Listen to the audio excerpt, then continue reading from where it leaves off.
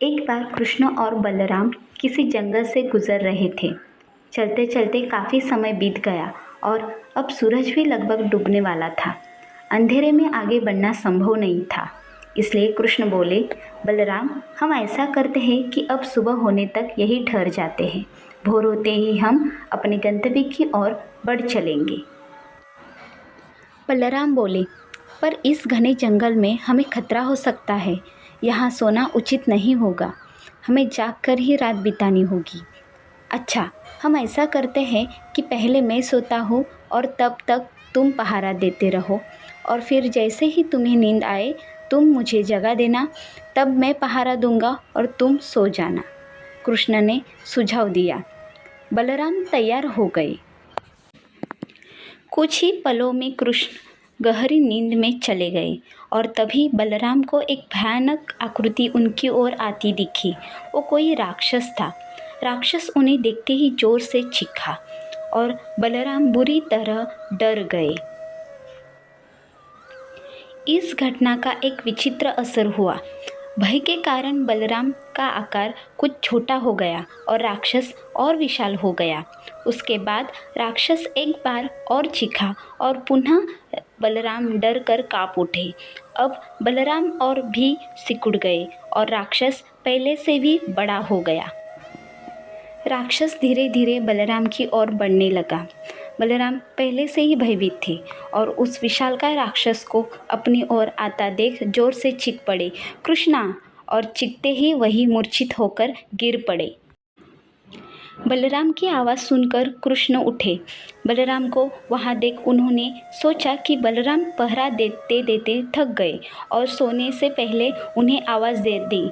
अब कृष्ण पहरा देने लगे। कुछ देर बाद वही राक्षस उनके सामने आया और जोर से चीखा। कृष्ण जरा भी घबराए नहीं और बोले, बताओ, तुम इस तरह चीख क्यों रहे हो? क्या चाहिए तुम्हें? इस बार भी कुछ विचित्र घटा। कृष्ण के साहस के कारण उनका आकार कुछ बढ़ गया और राक्षस का आकार कुछ घट गया। राक्षस को पहली बार कोई ऐसा मिला था जो उससे डर नहीं रहा था। घबराहट में वह पुनः कृष्ण पर जोर से चीखा। इस बार भी कृष्ण नहीं डरे और उनका आकार और भी बड़ा हो गया, जबकि राक्षस पहले से भी छोटा हो गया। एक आखिरी प्रयास में राक्षस पूरी ताकत से चीखा, पर कृष्ण मुस्कुरा उठे और फिर से बोले, बताओ तो क्या चाहिए तुम्हें? फिर क्या था, राक्षस सिकुड़कर बिल्कुल छोटा हो गया और कृष्ण ने उसे हथेली में लेकर अपनी धोती में बांध लिया और फिर कमर में खोसकर रख लिया। कुछ ही देर में सुबह हो गई। कृष्ण ने बलराम को उठाया और आगे बढ़ने के लिए कहा। वे धीरे धीरे आगे बढ़ने लगे। तभी बलराम उत्तेजित होते हुए बोले, पता है कल रात में क्या हुआ था? एक भयानक राक्षस हमें मारने आया था। रुको रुको, बलराम को बीच में ही टोकते हुए कृष्ण ने अपनी धोती में बंधा राक्षस निकाला और बलराम को दिखाते हुए बोले, कहीं तुम इसकी बात तो नहीं कर रहे हो?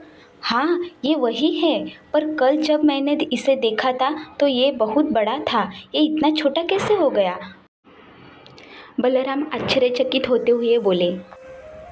कृष्ण बोले, जब जीवन में तुम किसी ऐसी चीज़ से बचने की कोशिश करते हो जिसका तुम्हें सामना करना चाहिए, तो वो तुमसे बड़ी हो जाती है और तुम पर नियंत्रण करने लगती है।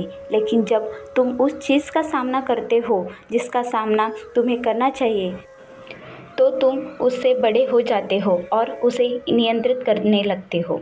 दोस्तों, ये राक्षस दरअसल हमारी लाइफ में आने वाले चैलेंजेस है, विपरीत स्थितियाँ हैं, लाइफ प्रॉब्लम्स है।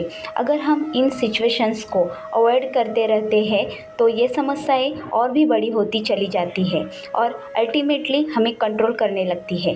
लेकिन अगर हम इनका सामना करते हैं, धैर्य के साथ इन्हें फेस करते हैं, तो यही समस्याएं धीरे धीरे छोटी होती चली जाती है और अंततः हम उन पर काबू पा लेते हैं।